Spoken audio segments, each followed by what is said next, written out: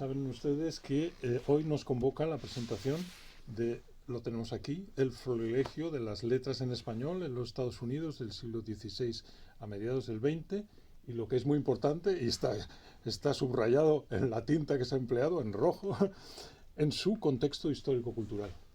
Esto es un tipo de publicación que me parece que recoge toda esa tradición del florilegio, que es un género que se remonta a la Edad Media y que siempre ha tenido ese valor, además del propiamente literario, de todo lo que concita, de todo lo que se antologiza en él, pero tiene este valor pedagógico, ¿no? Así que estamos ante una obra que es a la vez literaria, tiene ambición literaria, pero también tiene una ambición pedagógica. Todo esto vamos a desarrollarlo, pero en primer lugar quería hacer pues la cortesía obvia, ¿no? Que es de presentarle a usted. Presentar a una persona que es verdad que, como se suele decir retóricamente muchas veces, pero que no necesita presentación, y menos en California, digamos, ¿no? Pero que al margen de las notas que se puede extraer de un currículum, por ejemplo, para mí la presentación perfecta es la que he recibido, digamos, precisamente de la obra, ¿no? La concepción de la obra dice mucho del autor, y esto es lo que va a retratarle a usted en última instancia mejor, porque vamos a ir a la obra y esta le va a retratar a usted. Pero, en fin, por repasar algunos datos de su vida, ¿no? Usted en realidad nace en Madrid, somos de la misma ciudad, usted y yo. Y bueno, cursa estudios en el Cardenal Cisneros, no menos, hace ya un tiempito, ¿no? Y después hizo estudios universitarios también en la entonces Universidad Central, ¿no? En la calle San Bernardo. En la calle San Bernardo, sí, con aquel Paraninfo tan maravilloso, ¿no? Y después ya cruza el charco y entonces tiene su licenciatura en lenguas romances en la Universidad de Nueva York, allí a finales de los 50, ¿no? Un momento muy, muy singular, ¿no? Y tiene luego en esa misma universidad, ¿no? La maestría y doctorado en lenguas y literaturas romances. Su carrera de enseñante igualmente ha recorrido, pues esto, desde el principio de Columbia, pero también de una manera que es muy agradable para mí de mencionarlo, es en el Middlebury College. 1961, la escuela de verano de Middlebury, donde todos los grandes hispanistas de aquel momento iban. Aquí tenemos, en este caso era una memoria de Ángel del Río, pero vean ustedes, o sea, no se podrá seguramente apreciar, pero en una de esas estoy yo. Claro, eso es. Ah, sí. Sí, en una de esas fotos. ¿Sí? Claro. Y esto es una de las cosas a las que yo me quería referir después, ¿no? Que es, aquí hay varias generaciones de hispanistas, ¿no? Que bueno, tienen incluso antes del 27, ¿no? Sí, esto es el 1950, lo mío era 62, pero eso bueno, son los mismos, algunos de los mismos. Fueron por allí, pasaron todos los... Todo eso es, ¿no? Sí, para mí fue un gran honor, era cuando estaba haciendo el doctorado, ¿no? Claro, la Universidad de NYU. Profesores Casalduero, Ángel del Río, estudié con ellos, ¿no? Son mis maestros. Claro, y Casalduero acabaría también aquí, ¿no? En California y aquí en LA. Eso es algo Davis, impresionante. Eso es, sí. Y es una cosa que impresiona mucho realmente, porque es toda una tradición, digamos, de un hispanismo, además, muy vinculado a la creación literaria, ¿no? Muchas obras de creadores de esa época han tenido en grandes hispanistas la promoción, la comprensión, el abrigamiento, digamos, el estar abrigados, ¿no? Como pues Federico García Lorca con Federico Donís, o Gabriela Mistral con Federico Donís, que es anterior a la del 27, pero luego está esta generación del 27, y luego algunos hasta de los hijos, ¿no? Porque el Claudio Guillén, pues igual, ¿no? Él ya pasa por todas partes, estuvo en San Diego. En mi caso fue Ángel del Río el que me acogió, ¿no? Qué maravilla, sí, claro, esto es un memento, ¿no? De Ángel del Río. Yo empecé mis estudios en Nueva York. Eso es. Y es algo muy interesante porque después tendremos ocasión de hablar de ello, pero a usted le toca un momento histórico muy vibrante, de muchos cambios, y usted narra, hay una intrahistoria, además de la final, que es un pequeño regalo literario que usted hace al final, ¿no? Con su propia experiencia personal de niño, pero hay esta cosa, ¿no?, de ese retrato implícito, ¿no?, que es el paso de esa generación que concebía los estudios literarios en la gran tradición de la filología, el estilismo, la estilística, eso es todo esto, ¿no? Esos fueron maestros míos, pero... Exactamente, que lo encauza y le nutre a usted en una de las direcciones, pero a su vez... abrió otro camino. Eso es. Entonces, para nosotros, que este libro también haga una evocación y sea un homenaje al profesor don Luis Leal, es justamente, digamos, el complemento de lo que a un peninsular le falta, ¿no? O sea, nosotros no hemos llegado a tener ese conocimiento de primera mano que deberíamos haber tenido, ¿no? Es verdad, porque son exiliados, claro. Exactamente, ¿no? Y son eso, grandes personalidades y bien, pues esto lo ha dado y esa transición es la que lleva del hispanismo clásico, digamos, a los Latin American and Iberian Studies, ¿no? Y eso es una parte que usted recoge muy bien y que aparece en la antología, ¿no? Bien, esto es una introducción mínima a usted, pero me gustaría que usted también hiciese esta pequeña, digamos, este pequeño retrato de sí mismo y empezando también quizá por el de su obra, ¿no? Que haga una presentación muy usted mismo. Es curioso que se ha mencionado usted la novela esta mía, Morir en Isla Vista, novela del destierro, ¿no? Entonces, la primera edición, son 2 ediciones, era fin de siglo, cuando no apenas se cultivaba la autoficción, ¿no? Y esta es una autoficción, pero es más que autoficción también, y es metanovela, ¿no? Entonces esto es muy... pero ha quedado muy olvidada, ¿no? Porque bueno, nunca se sabe, ¿no? La reaparición de las obras a veces es mayor en su segunda vida que en la primera. Vamos a ver, Y en cualquier caso le agradecemos que nos haya donado a la biblioteca estos 2 libros, para que sepan quienes vean esto posteriormente en YouTube, que pueden venir aquí al instituto y leer ambas, ¿no? Esta obra de creación literaria. Antes lo decíamos, una generación en la que los maestros del hispanismo ellos mismos estaban medio en las letras o totalmente en las letras, ¿no? En las letras creativas. Bueno, entonces para mí fue un gran privilegio estar con ellos, que me acogieron y eran mis maestros, y pues eso, siempre pienso en eso, es lo que me impulsó a mí seguir por mi propio camino. Luego yo terminé la tesis doctoral en el año 65 y vine aquí a Santa Bárbara, ¿no? Y ahí es donde empezó mi carrera realmente en la Universidad de Santa Bárbara, que ahora es una Hispanic Institution, ahora es una universidad que se llama de Hispanic Institution para ayuda a los estudiantes latinos. Y cuando llegué yo allí en el 65 había como 10 o 12 estudiantes hispanos o latinos, ahora hay 10 o 12.000. Entonces, hace 50 años esa fue mi apuesta, ¿no? Para mí es un gran elogio que lo que yo pensaba entonces y lo que yo inicié apoyando a esos estudiantes y eso se ha convertido en esta gran realidad, ¿no? Claro, ese es el lado.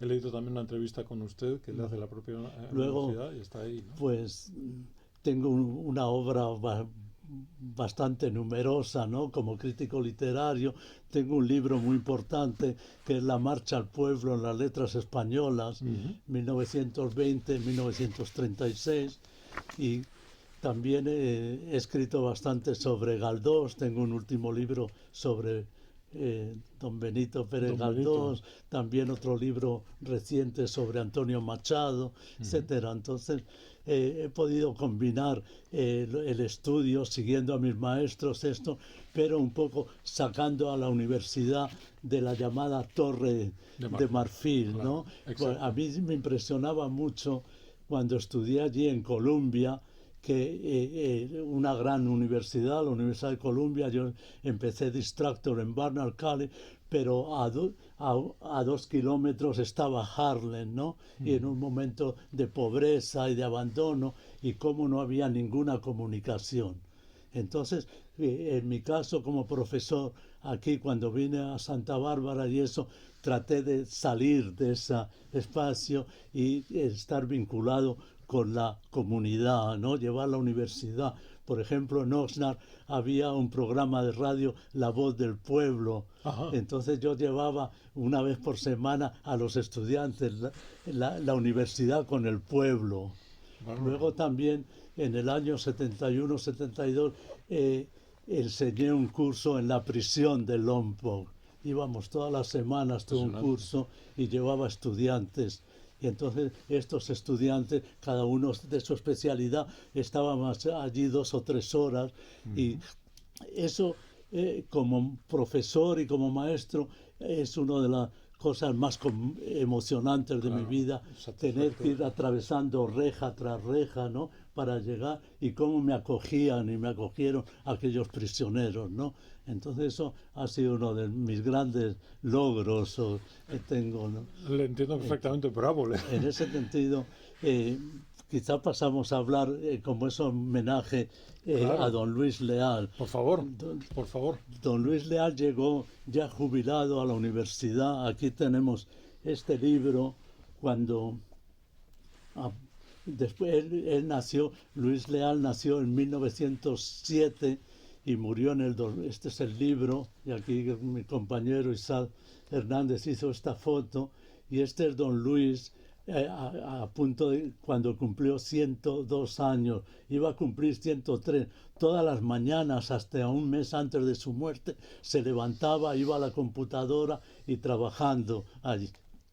Él esperaba, él había escrito mucho y de niño él se reía porque decía que en alguna clase hablaba de la revolución y hablaba de sus memorias de la revolución. Él de niño vivió en México, nació en 1907 y el 11 al 13 vivía en México y vio fusilamientos, vio a Zapata pasar por allí, a Villa, y los estudiantes se quedaban así sorprendidos. Aquí está él, su foto a los 102 años. ¿No? Entonces, curiosamente, él llegó ya jubilado para enseñar un año en Santa Bárbara, pero luego le acogieron. Es muy importante, 5 o 10 minutos, hablar de don Luis. Él hizo su doctorado, vino aquí a los 19 años, en el 27, y luego empezó en el Northwestern University. Él venía a estudiar ciencia, ¿no? Pero tuvo un profesor que era un poeta modernista latinoamericano, Roberto Brenner Bresse, y en sus clases le cambió la orientación y se dedicó a la literatura.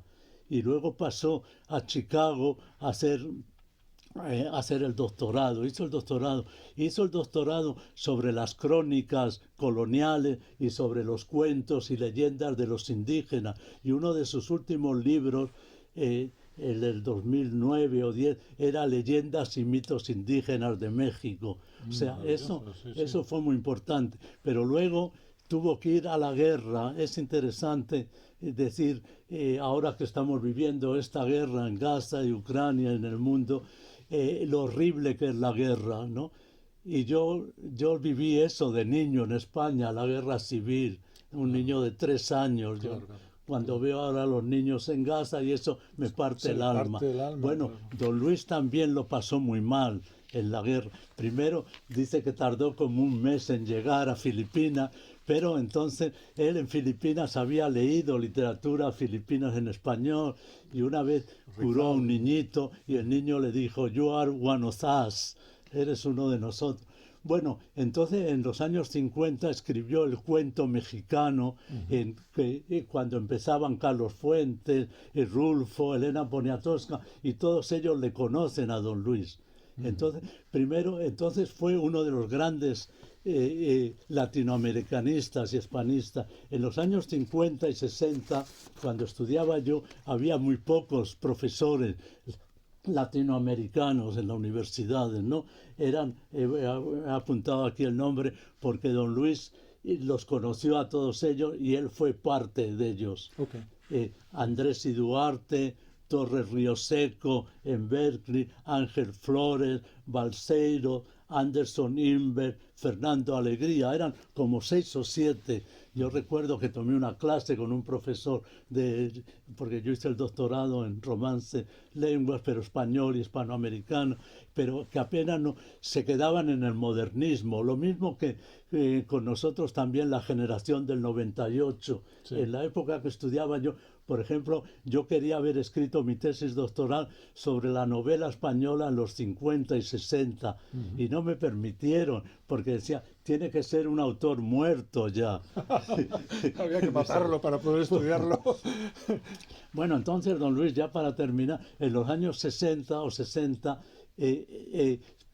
pasó a interesarse en la literatura chicana, cuando empezaba la literatura chicana y latina. Entonces, con todo su conocimiento estudioso, empezó a valorar y a estudiar la literatura chicana, aportando a la literatura chicana toda la cultura y la historia mexicana, la base indígena. Entonces, don Luis, entre los chicanos, profesor, le dio esa dignidad, vamos a decir, dignidad académica a los estudios chicanos y latinos. Por eso es figura tan importante, porque realmente él dice, yo tengo este libro que lo voy a presentar, que es lo dejé allí, que es Conversaciones con don Luis Leal, otro magnífico libro. Y entonces uno de ellos dice que a él, en el departamento, él había dirigido como 20 o 30 tesis doctorales o algo así, le empezaban a criticar porque se interesaba. Pero en mi caso aquí también en Santa Bárbara, uno de esos famosos profesores decía, chicano, eso son chicanerías. Imagínense, un profesor diciendo, y yo era joven en aquel entonces y era nada más assistant professor y me enfrentaba y defendía a los chicanos. Y entonces se creó el instituto, la biblioteca, los departamentos. Bueno, eso es lo que quería decir entonces de don Luis. Y eso quizá él le conocí yo cuando él llegó y poco a poco hicimos esa amistad, precisamente porque él cuando vivía en Chicago también trabajaba con la comunidad y ayudaba a los emigrantes y todo eso, grupo. Entonces eso creo que le atrajo, o sea, coincidimos en eso. Y con ese sentido, bueno, una amistad de casi 20 o 30 años, en el 95 decidimos iniciar la revista Ventana Abierta, revista latina. Por lo general, bueno, lo hablaremos aquí. Las revistas han sido importantísimas, las revistas en español en este país desde el siglo XVIII, ¿no? Empezando más bien finales del XVIII y principios del XIX, ¿no? Empiezan las revistas porque lo valioso de eso, y como se ve en mi libro, es que llevaban la cultura y la literatura al pueblo y al ciudadano medio, porque eran revistas o periódicos. Y entonces la gran ironía, por muchos años, nosotros entonces tratamos con Ventana Abierta a hacer eso también, ¿no? Por muchos años los hispanistas no trataban en absoluto, como digo, de Latinoamérica, se quedaban en el modernismo, y en España en la generación y estos en el siglo XIX eran grandes hispanistas norteamericanos también, pero estudiaban el siglo de oro, mientras en la calle había una literatura viva. Yo en mis últimos años de enseñanza empecé a enseñar literatura en español en Estados Unidos. Y creo que eso es lo que la antología esta aspira, que eso sea un campo de estudios, ¿no? Y es enorme, ¿no? Es voluminoso, son todos los géneros, son 2 siglos, vamos, aquí yo recojo 2 siglos. Bueno, paso a hacer un breve resumen de lo que constituye el libro. Son como 5 diferentes fases, los voy a leer aquí. Vamos. El libro empieza en el siglo XVI, el olvidado siglo americano. El siglo XVI en las historias de Estados Unidos no es el siglo olvidado.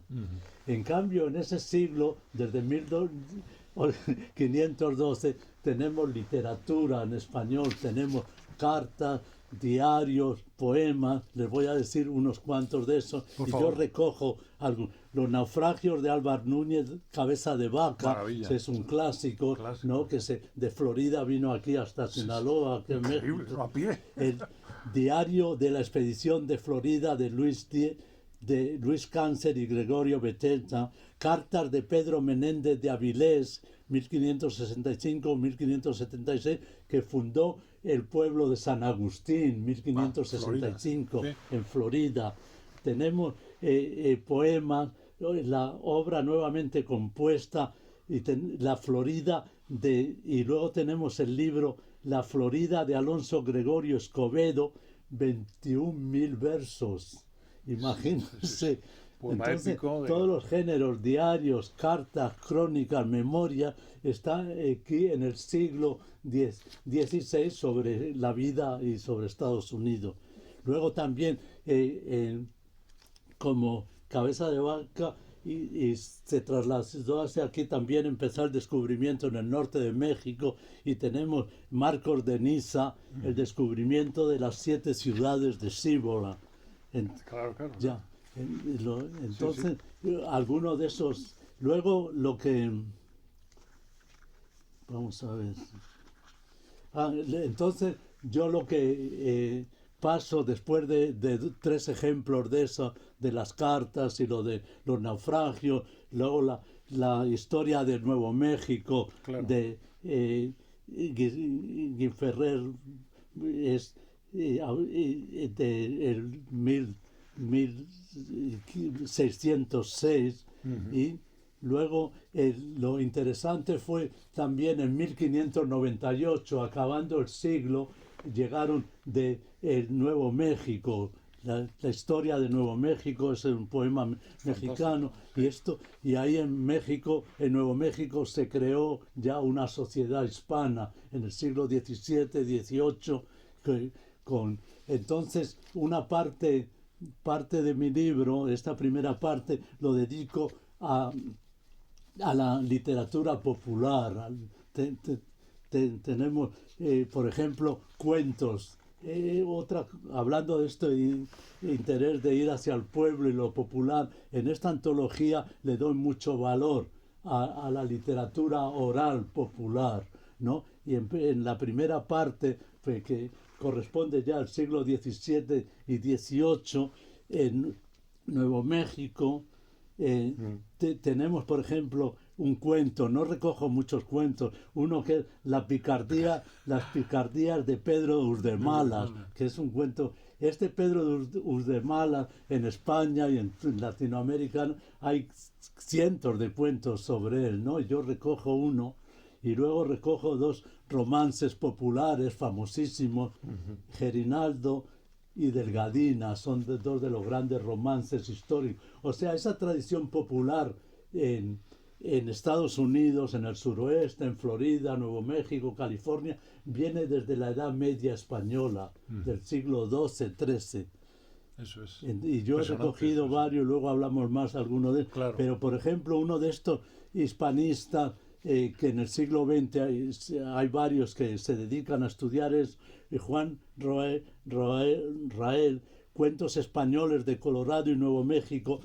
Tomó de viva voz de las propias personas 518 cuentos. ¡Qué maravilla! Entre 1930 y 1940. Sí. Bueno, Extraordinario, sí. vamos a seguir. Queda aquí. grabado eso. Increíble. Bueno, ahora pasamos al siglo, fines del siglo XVIII, principio del XIX. No sé si estoy hablando muy apresuradamente o muy... No, yo creo que vamos bien, vamos bien. Quizá un poco más. El gran interés... Vamos a ver si tengo aquí. Una de las cosas que me pregunta que pondría en el libro que dejé fuera, Eso es muy importante porque es de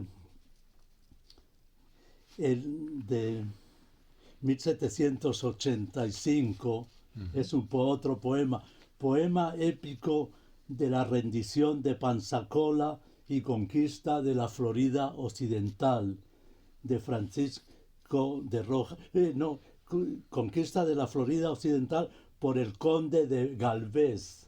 Galveston, la ciudad esta de Galveston, claro, está en nombre de Galvez. España ayudó José de muchísimo Galvez, ¿no? a Estados Unidos en la guerra de Estados Unidos. Toda la costa esa atlántica de Florida y tal dejó fuera a los barcos ingleses, ¿no? Sí, Y esta claro. victoria fue fabulosa. Entonces, quizá ahí ya en ese siglo, en el siglo XVIII, ya hay literatura en español. Extraordinario. Empezaría. Porque además también es curioso, hay un interés en el siglo XVII, porque casi todo el mundo, las otras antologías hablan más del siglo XIX, principios del XIX, ¿no? Sí. Es cuando primero con la invasión de Napoleón a España y luego con el movimiento de independencia en Claro. Latinoamérica, a principios de 1800, en Boston, Filadelfia, Nueva York, hay bastantes españoles, hispanoamericanos que vienen, y ahora menciono algunos. Pero entonces es curioso que hay un americano famosísimo en el siglo XVII que se llama Cotton Mather, que era muy famoso en esto de las brujas de Salem. Es un gran teólogo que escribió y dio clases de español en Harvard. Ahora se ha publicado un libro sobre él. Pero entonces él también escribió un folleto en español que ya hay Spanglish en el título, porque lo llama La fe del cristiano, pero pone cristiano con H, en la religión pura. Ajá. Entonces ya en ese título hay Spanglish, ¿no? Sí. Que es en 1700 y pico, ¿no? En el siglo de este grupo, ahí dedico este estudio mío, cada vez que presento a un grupo, principios del siglo XVIII, hago una pequeña introducción, por qué están aquí, quiénes son, y doy bastantes títulos y nombres, ¿no? Y en la bibliografía doy bastante material. Pero aquí solo me gustaría destacar dos autores.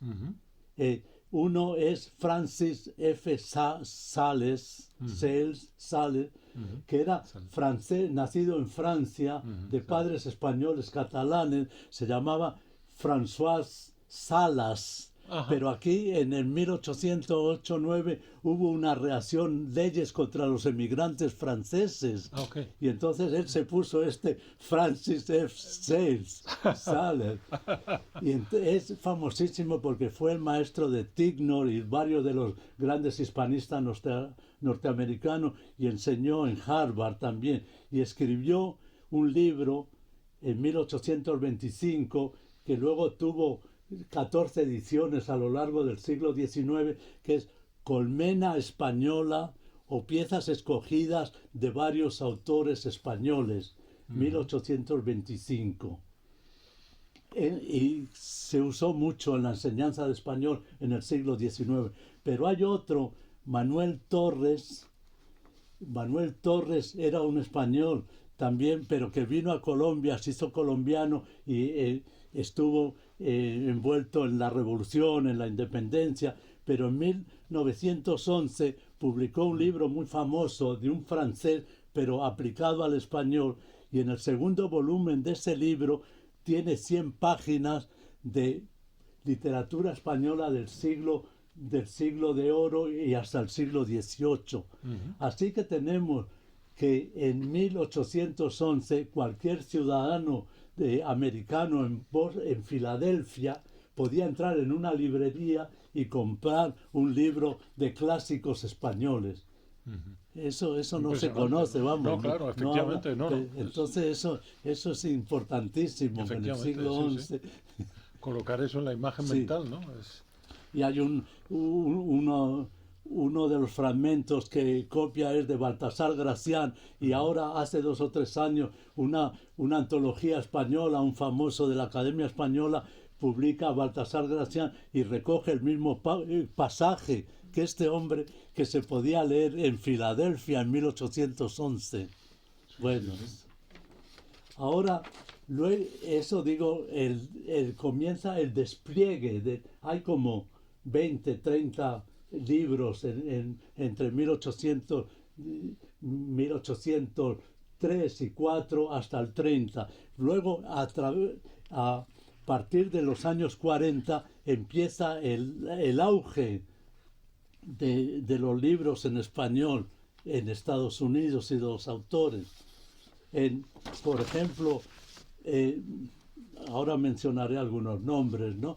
Pero el editor Daniel Appleton, famosísimo, en 1849 empieza a publicar libros en español, ¿no? Y en 1896 había publicado 244 libros. Y estos, la traducción, las ediciones, las traducciones, las versiones, eran por estos hispanoamericanos que vinieron a Estados Unidos y eran de Colombia, bueno, principalmente en los años 40 y 30 y 50, eran cubanos y españoles, o sea, los españoles se llama aquí, hay un libro escrito, la inmigración invisible. Nadie habla de la inmigración española, pero hasta principios del siglo XX, en Nueva York, la inmigración española junto a la cubana eran las mayores y tenían periódicos. En los años 1830 había 2 periódicos españoles, había los periódicos cubanos. En 1876 otro de los autores que luego hablo dice que había 7 periódicos en español en Nueva York.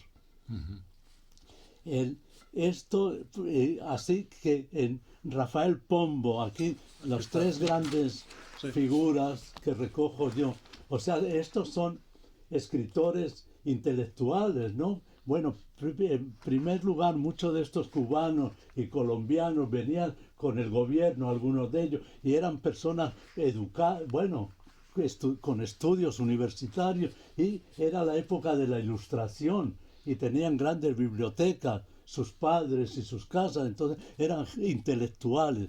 Algunos de los que voy a mencionar aquí, que recojo, es Rafael Pombo, el colombiano, que es el mejor autor de libros infantiles en el siglo XIX en español y muchos publicados aquí. Lo interesante es que ahora en Internet se pueden escribir y conseguir estos libros. Luego tenemos el gran poeta Juan Clemente Cenea, que recojo poesía. Entonces, sí, por ejemplo, en las revistas y en los periódicos publicaban sus poesías y recogían, o sea, que el ciudadano de la calle podía leer esta. El Mundo Nuevo, por ejemplo, una editorial, un periódico de otro, Enrique Piñeiro, publicó, porque eso sí fue muy trágico, yo lo comparo un poco a Cenea con García Lorca, porque él era cubano, interesado en la independencia, ¿no? Y entonces había llegado un cubano, un general cubano y otro español en la guerra de los 10 años, querían llegar a un acuerdo, un armisticio, y este Cenea fue a llevar el mensaje, y allí los españoles le arrestaron, le detuvieron, le metieron en la cárcel, le torturaron y le mataron. Qué horror. Le fusilaron. Entonces, por eso digo, a sus 30 y tantos años, como Federico García Lorca. Pero entonces aquí El Mundo Nuevo, la editorial, en 1871 publicó su poemario Diario de un mártir. Esos son clásicos de la literatura española en Estados Unidos. Rafael Pombo, por ejemplo, el poema suyo que recojo es Las norteamericanas de Broadway. Es interesantísimo porque es un poco feminista y tal, un poco hablando de las bellezas, pero va hablando de todas las bellezas españolas, hispanoamericanas, pero luego se mete con las de Broadway y empieza un poco a criticarlas. Ese primer despliegue del español en los años 30 tenemos 3 grandes obras literarias. Bueno, una figura excepcional también, que es Félix Varela, teólogo, profesor, escritor. Félix Varela publicó El Habanero, un periódico poético, literario y científico en 1826. Y el texto que me decía cuáles de los textos le Sí, conmueven más ahora, exacto, sí. es las máscaras, las máscaras políticas. Y es lo que estamos viviendo hoy. Y esas máscaras políticas, del fanatismo religioso, la mentira convertida en verdad. Él escribe todo un ensayo sobre las máscaras políticas. Luego tenemos el gran poeta José María Heredia, que vino aquí también exiliado porque empezó la lucha allí en Cuba, entonces se vino. En 1825 en Nueva York publicó sus poesías. Entonces le escribe a su madre y dice, ha tenido muy buena recepción el libro porque lo están citando mucho en los periódicos. Ajá. Es 1825. Además, ahora estamos hablando de obras clásicas de la literatura. El poema de Heredia en Niágara se considera una de las grandes obras del romanticismo en español. Y luego hay la novela Jicotelca del 1826, una novela histórica sobre México, ¿no? Las luchas allí, el colonialismo, el indigenismo, maravillosa. Ahí recojo yo el prólogo. Varela,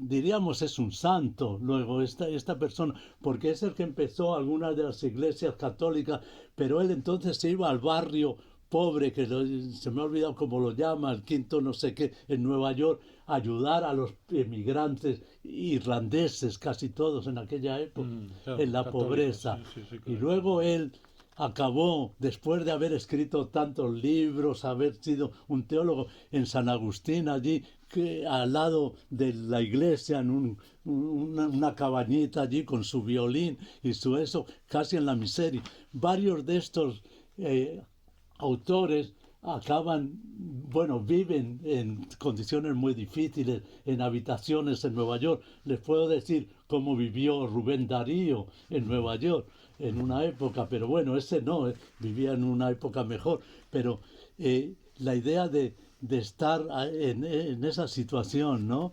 Después de haber escrito, la literatura, ¿no? La rueda de la fortuna, que una vez más... Bueno, siguiendo un poco con la importancia de las editoriales y los periódicos y las revistas, y el futuro y la presencia del español en Estados Unidos. Tres autores dicen lo mismo en diferentes épocas.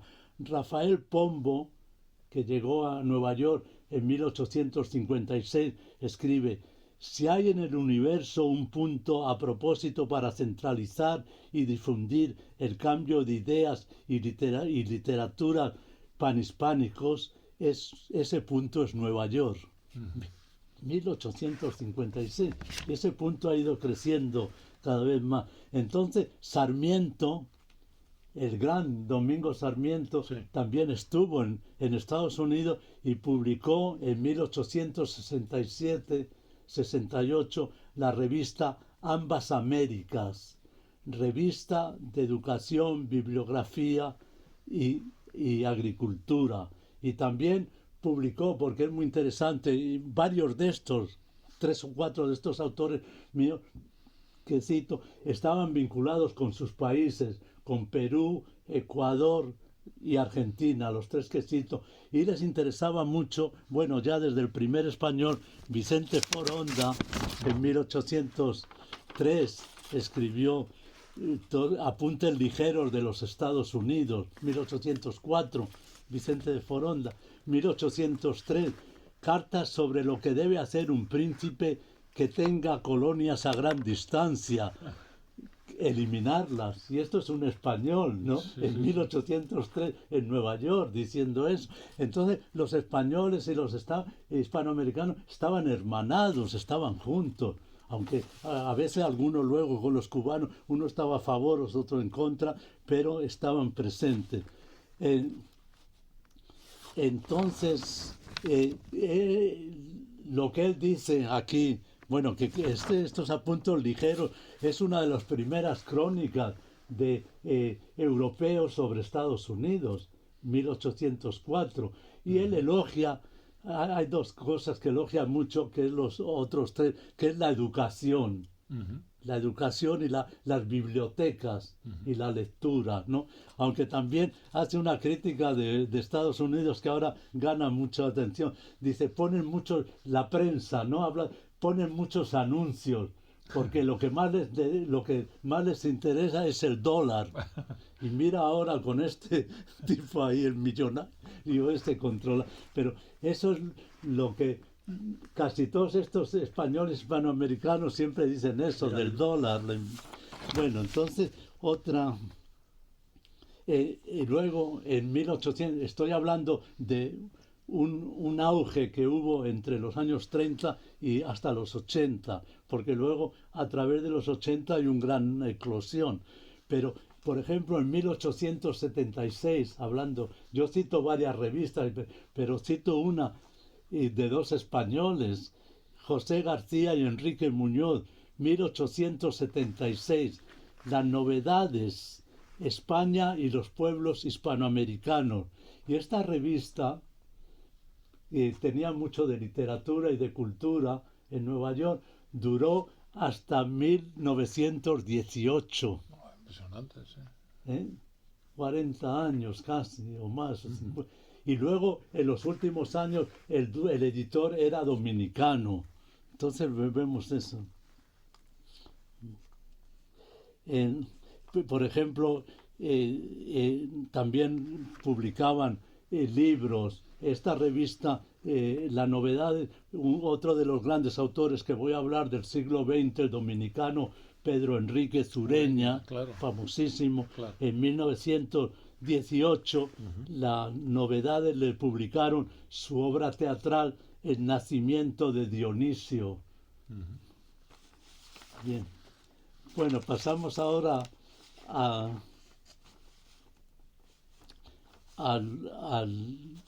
al segundo periodo, ¿no? Finales del siglo XX es el periodo.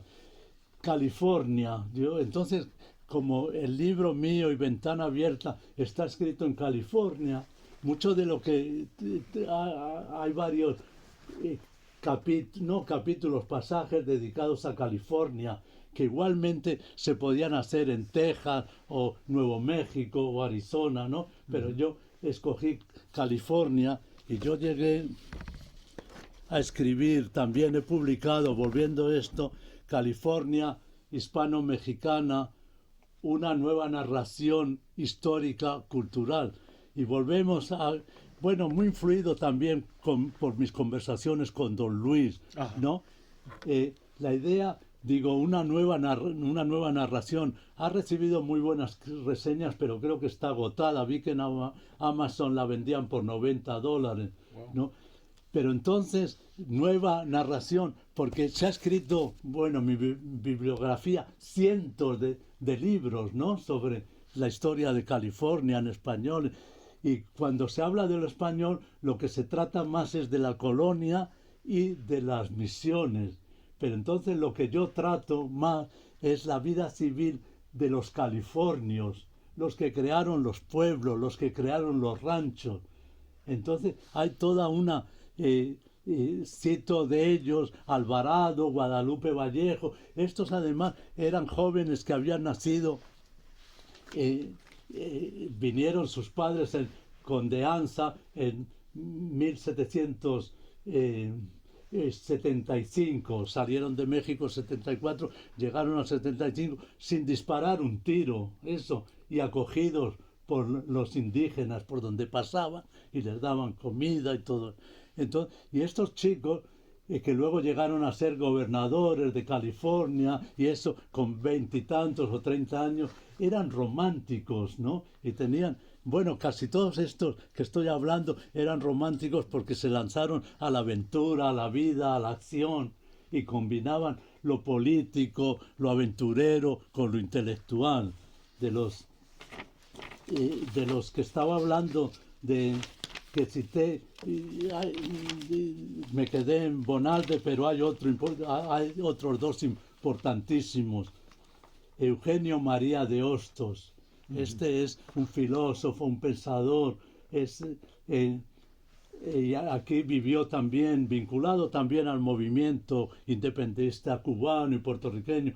Pérez Galdós habla de él, dice un radical, porque vivió en España y estudió con los de la nueva, todo esto, de la nueva escuela de filología española a fines del siglo, la institución libre de enseñanza, ¿no? Fueron sus maestros, y él llevó eso por toda América.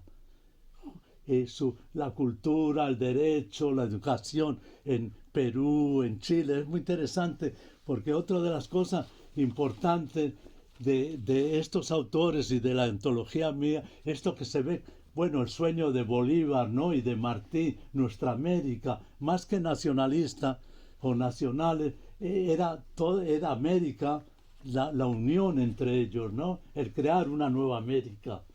Eso es muy importante, ¿no? Bueno, nuestra América de Martí, pero antes de él todos estos hacían lo mismo, ¿no? Hay otro muy famoso que es el José Irizarry, guatemalteco. Estuvo en lucha en Chile, en la independencia, fue de embajador a Inglaterra, estuvo en Francia, luego vivió en Nueva York y escribió libros y le llamaban el Cervantes americano. Es famosísimo José entonces publicó una revista muy importante que lo llamaba en 1860 el revisor de la política y literatura americana, o americana, alguien le corrigió, debía decir americana, pero puso americana. O sea, que vean cómo la literatura, y esa revista se utilizaba también, como la anterior, en las escuelas para enseñar español. Bueno, ya volvemos, ya se me está haciendo muy largo, tengo 10 minutos más. Muy bien, sí. Para terminar rápidamente. Claro. En Nueva York se dio una eclosión en la década del fin de siglo. Otra vez volvemos a que Nueva York podía ser el punto central. Ya en 1884, el ecuatoriano Antonio Flores, que vivió 6 o 7 años de 1878 a 1883, y que luego llegó a presidente de Ecuador, lo publicó en Ecuador, pero las letras españolas en los Estados Unidos. Ajá. O sea que es el precursor de mi libro. Sí. 1884. Nadie habla de él, ¿no? Es curioso y curiosamente las 4 primeras páginas del libro eran páginas del inglés, palabras de español que habían pasado al inglés. Y recoge 4 páginas y al final vuelve contra el Spanglish, palabras del inglés que han pasado al español. Pero entonces menciona toda una serie de estos autores que vengo yo mencionando, ¿no? El gran año entonces, la más famosísima de estas revistas a fines del siglo XIX es la Revista Ilustrada de Nueva York, 1885-1893. Bueno, en esta revista, el editor, se me fue ahora el nombre, era de Panamá. En esta revista se acogía la literatura, todo el grupo de los principiantes del modernismo hispanoamericano. Aquí publicaban Rubén Darío, estamos hablando de 1885 y 1900, Julián del Casal, Salvador Díaz Mirón, Manuel Gutiérrez Nájera, Ricardo Palma, y también el grupo de los más representativos escritores españoles, Galdós, Valera, Campoamor, Emilia Pardo Bazán, Valle Inclán, y eso es importantísimo, yo lo cito en mi libro, defensa de las mujeres, la presencia, porque decían, los americanos aquí dicen que no hay escritoras latinas o hispanas. Bueno, esto publicaron como 15 o 20, 12 mujeres, poetas, narradoras de Ecuador, de Colombia, de Perú, de Argentina, de México, de Guatemala, de España también, 2 o 3 de ellas, que es increíble, que son las antecesoras, son las precursoras de este gran movimiento que hubo en los años 20 y 30 de poetas mujeres hispanoamericanas. Claro. Y estas casi todas están olvidadas.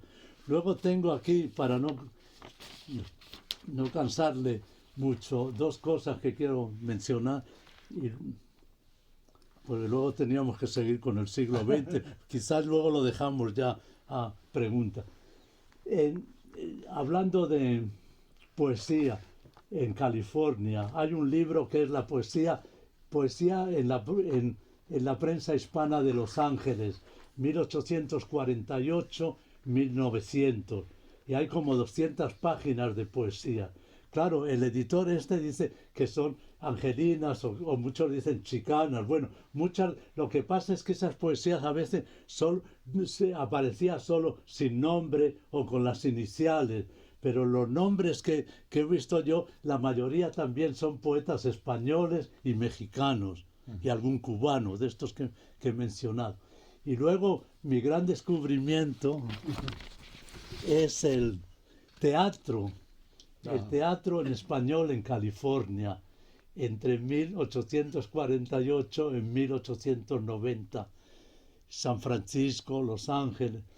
Un escritor americano que escribe del teatro en San Francisco dice, solo una familia española tenía un grupo musical. Bueno, pues por San Francisco pasaron 50 o 60 obras españolas de teatro representadas. Este teatro, yo digo un boom de teatro español. Hay 2 personas, una norteamericana que en los años 40 o 50 hizo una tesis doctoral y nombra a estos autores. Y luego Nicolás Canelos, que es el gran, en Houston, el Recover Spanish Heritage, que él estudió muy bien el teatro en California. Pero claro, él se le olvida decir que casi todas esas obras y los 3 grupos principales, y 2 los nombres y obras, eran españoles, que venían en gira a México y luego venían aquí y luego se iban a Tucson, a San Antonio, San Francisco, 3 grandes compañías por 20 o 30 años. Y bueno, y había también algunas mexicanas, pero el mayor número eran estas compañías. Y es increíble y es emocionante, que me emociona a mí, que en Tucson, por ejemplo, en 1850 o 60, una obra de Lope de Vega del teatro clásico español entusiasmara al pueblo de Tucson. Y en el periódico, una americana que habla de eso, habla de esto, lo mejor es la actriz española, tal. Bueno, entonces dejamos ahí lo de... Vamos a terminar, ¿no? Los 5. Bueno, lo de Martí es importantísimo, ¿no? Nuestra América, pero al lado de Martí hay, lo que recojo son tres ensayos. Bueno, lo importante también en este libro es que yo hago semblanzas de los autores y a veces toco en las fibras íntimas de estos autores, ¿no? Y toco cosas, por ejemplo, en Martí, el amor que tenía su padre español, y en una carta a su hermana que está traduciendo, porque Martí, como todos estos, se tenían que ganar la vida de representantes o algo, traduciendo o escribiendo de traductores o enseñando español, clases particulares. En una de sus cartas que traduce este libro, dice así, quizá con lo que saque aquí puedo traer a mi padre. Y entonces, lo que el padre español, como el padre de este José Irizarry, Guatemala, Cervantes español, el padre era navarro. Irizarry, claro, sí. ¿Verdad? Sí, era navarro. Bueno, entonces recojo de Martí sobre los emigrantes, la emigración, ¿no? El rechazo a los emigrantes chinos que hubo y luego cómo venían los... Si uno lee lo que escribe, cómo venían en barco los emigrantes europeos, es como están viniendo aquí en condiciones horribles, ni les daban casi de comer, los metían en las bodegas, no salían a tomar el aire, etcétera. Entonces eso es muy importante. Luego nada más ya para el siglo XX,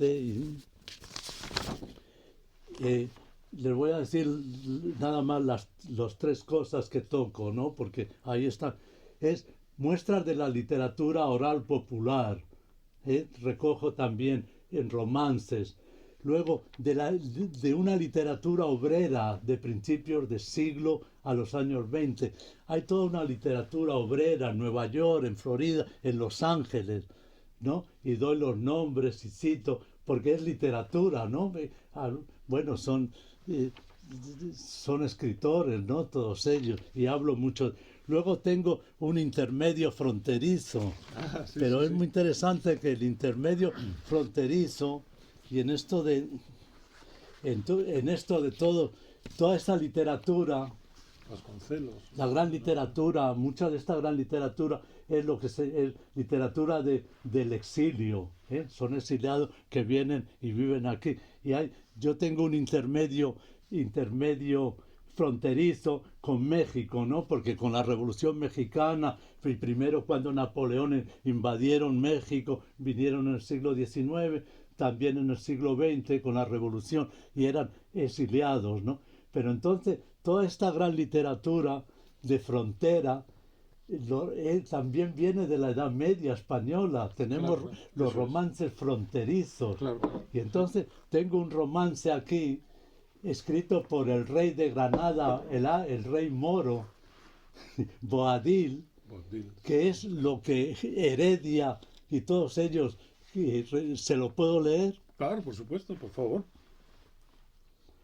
Oh Granada la famosa, mi consuelo y alegría, oh mi alto Albayacín y mi rica alcallería, oh mi Alhambra y aljezares y mezquitas de valía, mis baños, huertas y ríos donde holgar me solía, ¿quién os ha de mí apartado que jamás yo os vería?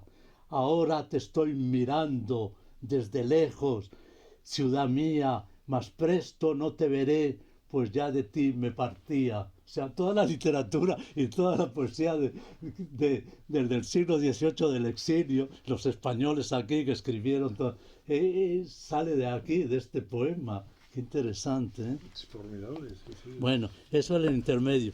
Luego, lo muy importante también en este libro mío, tres cosas y ya terminamos. Bueno, no, dos cosas importantísimas. Es el resurgir del hispanismo, la moda del español y el apuntalamiento del panamericanismo, ¿no? Aquí hay una serie de poetas y escritores como Enrique Ureña, Ureña sí. que se vinculan, ¿no? Y se unen a los poetas norteamericanos y se empiezan a traducir del español al inglés y del inglés al español. Y también hay un primer florecimiento de la enseñanza del español. Y eso es a partir de la Primera Guerra Mundial, que se enseñaba alemán en las escuelas. Ujú. Entonces se suspendió el alemán y el español tomó el lugar, empezó a tomar el lugar. Y entonces hay Fernando de los Ríos, la Universidad de Columbia en Nueva York dio un gran impulso al hispanismo. Claro. Y Fernando de los Ríos, este era el profesor, ¿no? Y escribió un ensayo sobre cómo ha cambiado, cómo se ha pasado todo esto, ¿no? Así que yo creo. Luego, entonces, termino ya el gran, espléndido florecer poético, inigualado por la poesía americana en aquel entonces, en, en los años 50 y 40 y 50, casi inigualado, porque recojo poemas aquí en los años 40 y 50 hasta el 59. Recojo poemas escritos aquí en Federico García Lorca, Julia de Burgos, por Juan Ramón Jiménez, Eugenio Florí, Gabriela Mistral. Sí, dos de ellos, porque digo que eso no se dio en la poesía americana, dos de ellos, Gabriela antes, pero Juan Ramón escribiendo aquí, Gabriela un poquito antes, recibieron el Premio Nobel de Literatura. Ella en 1945 y él en 1956. O sea, dos poetas hispanos. Sí, sí, no, claro. Y con eso termino, ¿no? ¿no? En realidad es que es tal cantidad de... Es tantísimo, ¿no? Es tantísimo, pero es formidable, porque en realidad hay dos problemas, ¿no? Uno es verdad que es la falta de imaginario, por así decirlo. Eso, o sea, las lagunas. Es impresionante, ¿no? Eso, Que esto sea capaz de... Porque hay algunas de las cosas que usted ha enumerado que uno se lleva las manos a la cabeza ahora que sabe que estaban ahí, ¿no? Y luego la otra es igual de importante, que es lo que Martin Amis, el escritor inglés, llamaba la lucha contra el cliché, ¿no? Porque la ilegibilidad de mucha de esta literatura ha devenido por haber sucumbido al cliché, ¿no? Que ha sido, o sea, la formación de un canon, por así decirlo, que ha dejado como ganga, digamos, algo que no encajaba en él, pero que hoy día, después de que la crítica al canon, la famosa crítica al canon, ha logrado romper esa unidad de lectura, digamos, pues su libro... yo creo que refleja perfectamente. Bueno, es lo que me preguntaba en esa pregunta, una de las preguntas ¿cómo tiene? Entonces, volvemos un poco a lo de don Luis y yo, lo de aquí a los chicanos decía no tienen voz. Eso es. Y entonces don Luis salía a dar voz, sí tienen voz, lo que pasa que no es oída. Eso es. Dar voz a los que ellos llaman sin voz. Bueno, aquí en este libro yo lo llevo a los chicanos, aquí los latinos, yo lo llevo a 4 siglos. Claro. Al imaginario, como dice, y mi obra y la antología, y como lo vistes bien tú, eso, porque eso me inspiró, está dirigida al pueblo y a la gente común y a la gente que lee periódicos y que tener ese enriquecido imaginario, artístico, poético, pensamiento literario, ¿no? Ayuda mucho. Ahora, bueno, yo y don Luis ya anticipamos y Ventana Abierta también predecíamos, volviendo el boom de la literatura en español en Estados Unidos, que se está dando. Yo por eso corto mi libro en los años 50, porque desde entonces, bueno, son cientos los escritores, ¿no? Pero pocos todavía, bueno, algunos muy importantes también, pero aquí hemos llegado a figuras, y además esto apunta a una historia, a varias historias de literatura en español en Estados Unidos que serán únicas porque no son nacionales, pero son de todas las naciones. Eso es único. Eso es. El español de Estados Unidos, bueno, eso lo vengo diciendo yo hace años, eso, pero aquí vamos a tener una historia de la literatura internacional. Es impresionante. Internacionales, de todo. Yo como lector peninsular tenía la idea de cómo, por ejemplo, el 19 y en finales del 19 y en principios del 20 existía una relación entre los escritores de todo el ámbito de la lengua fortísima. Y las publicaciones, estas publicaciones, algunas de las cuales usted ha mencionado, pero que tenían como sus correspondencias en un lado y en otro, y todos esos viajes, todas las figuras que van de un lado a otro. Hay algunos que a lo mejor no pasaron por los Estados Unidos, pero por ejemplo Blanco Fombona, el poeta y también diplomático venezolano, que tiene una gran importancia en España. Pero lo que se me había robado, digamos, del imaginario era justamente que no existía este correlato aquí en los Estados Unidos y que por tanto el crisol también tenía un elemento fuertemente asentado en la realidad y una realidad más socialmente muy diversa, ¿no? Que claro. usted le da voz a eso. Sí. Es impresionante la cantidad de géneros, si uno lo cuenta como desde el punto de vista de la teoría tradicional de la literatura, digamos, la explosión de géneros que hay, sí, ¿no? sí, sí, Y sí. esa cosa de que no se cae en ese Sí, manicaísmo de privilegiar a la novela como si fuese algo así sí, como el epítome de toda literatura, ¿no? sí. Y esto aparece en su libro, hay Diarios, libros de cartas, y todo. testimonio, hay Sí, literatura sí, popular, sí, todo esto de la sí, literatura obrera, o sea, de la sí, expresión, ¿no? Que por otro lado, lo que son manifestaciones de hasta qué punto, por así decirlo, la República de las Letras es una cosa que no corresponde sí, únicamente a los que están en la Torre sí, de Marfil, sí, sí. sino que se hace de muchas Eso, maneras, ¿no? sí, sí. Y eso, el libro, Eso, la para mí es una de República las esa virtudes de este libro, ¿no? gracias, sí, ¿Qué es sí. esto, no? Esa Da república, una una república República de las Letras que es de amplísima, que todos tiene los... regiones Sí, distintas, ¿no? Que tiene formas de hablar claro. distintas, ¿no? Que No rima. solo de países, pero dice como regiones y Eso es, lugares. Sí, eso es. Y luego, por ejemplo, la atención a toda la cuestión del romancero, ¿no? Y, por ejemplo, lo popular. lo popular Bueno, y por ejemplo, algunos, los orígenes sefarditas que también es algo que está presente ahí y que tiene igual que ver con la pluridimensionalidad, digamos, de lo que acaba simplificándose y para convertirse al final, ¿no? Cuando se convierte en ideología es por la simplificación, ¿no? Recuerdo que tuve la suerte de conocer a Claudio Guillén y él me dijo, ah, sí, sí, él me dijo, decía, verás Gonzalo, mi padre decía ah, una cosa que me gusta mucho y que yo he repetido y lo he hecho un moto personal para mí mismo, ¿no? Decía, yo no tengo más enemigo que quien me simplifica. qué bien. Y esta antología, este Sí, florilegio, sí, sí, es exactamente eso, o sea, donde creíamos ver algo unidimensional, algo sí. organizado como una especie de todo ya digerido, ya aplaudido o ya olvidado, se descubre algo completamente distinto, ¿no? Sí, que quería, junto a Martí, y publiqué a dos mujeres también, dos poetas, una algo extraordinario, una cubana jovencita que era medio genial, a los 15 años escribía sonetos y Julián de Casal decía que era maravillosa, es Juana Borrero, pero aquí vino exiliada y murió a los 19 años, pero tiene dos sonetos que son una maravilla, que yo tomo, última rima y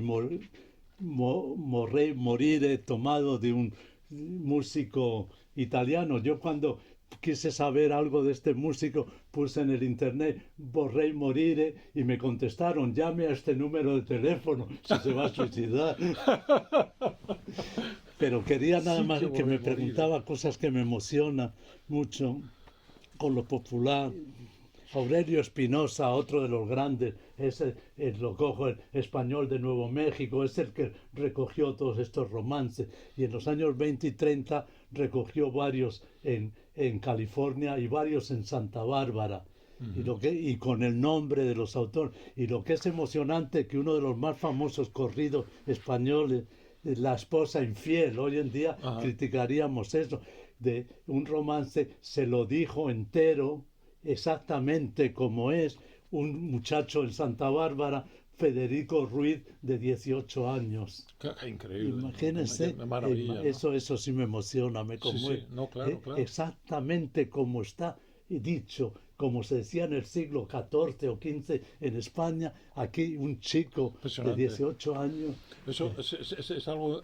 Yo eh, recuerdo. y es, Todo eso, ¿cómo no va a conmover, no? Entonces, habría todavía que buscar en Nuevo México, en Texas, en California, gente que todavía sabe, ya muy mayores, pero ya quizá no hay, pero todavía debe haber, Merece la tiene pena que haber. hacerlo, Por claro que ejemplo, sí. el romance de Gadina, eso yo creo que hay gente que lo sabe de memoria, porque pasa de padres a hijos. Y además, claro, el romance es como el mito que conoce variantes, ¿no? Y al Entonces, final uno puede reconstruir.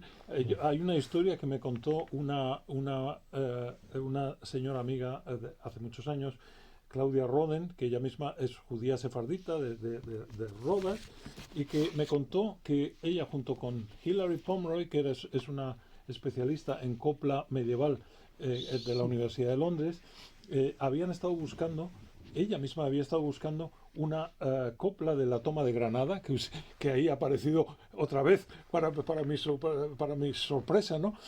Decía, se creía que se había perdido ya esa copla, y parece ser que había una mujer mayor aquí en Los Ángeles que aún la sabía. Sí.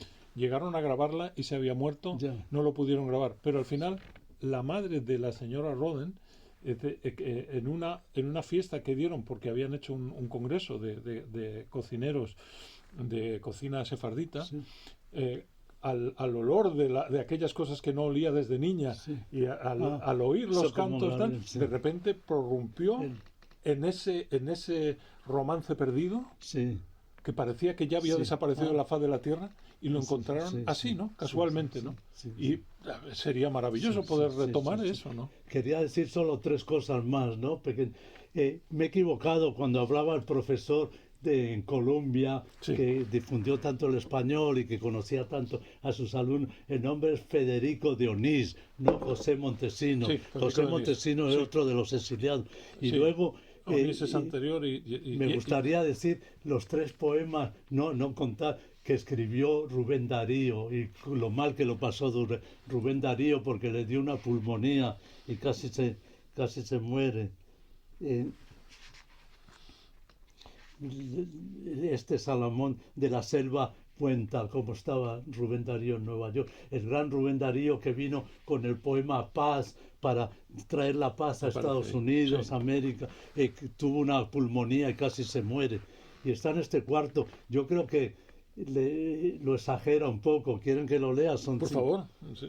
Dice, yo le recuerdo a Rubén Darío, preso de terrores, sumido en el dolor y en la penuria, con el color terroso del panal destruido, con la mirada del águila extraviada, con la sonrisa en boca adolorida, como no sé qué animal o primitivo que buscaba el rincón donde morirse, escondido de espaldas a la muerte.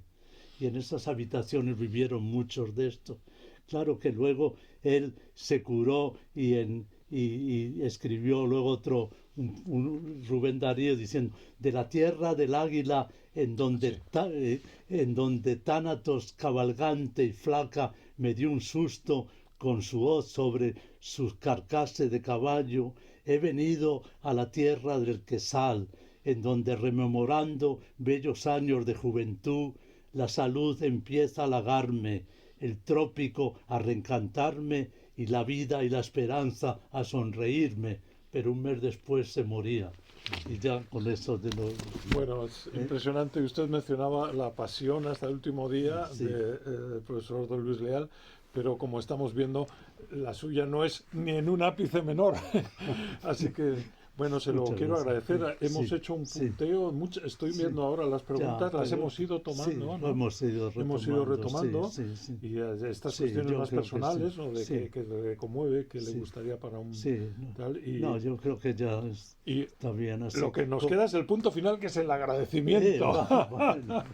No, yo Muchísimas les agradezco a gracias, ha ustedes. sido realmente Nada, magnífico. Y qué bien que hemos terminado con esas palabras de Rubén Darío. Cerrar con a Rubén, punto vamos, de que morir. eso es. Gracias. Muchas gracias. No. Y para todos, gracias por la atención y el interés.